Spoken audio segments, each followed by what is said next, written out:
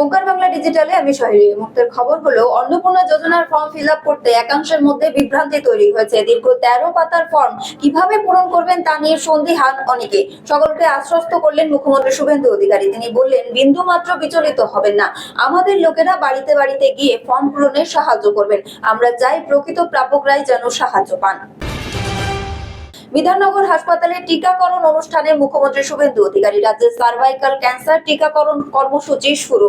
880টি কেন্দ্রে চলবে এই টিকাকরণ। 7,75,650টি ডোজ কেন্দ্রের পক্ষ থেকে এসে পৌঁছেছে। হাসপাতালের নাম হবে আয়ুষ্মান মন্দির। 14 থেকে 15 বছরের কিশোরীরা টিকা পাবেন।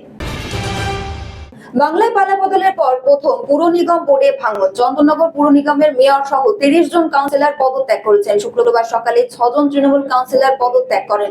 রাতে আরো 24 জন তৃণমূলের কাউন্সিলর পদত্যাগ করেছেন। এরকম আরো আপডেটের জন্য নজর রাখুন ওঙ্কার বাংলা ডিজিটালে।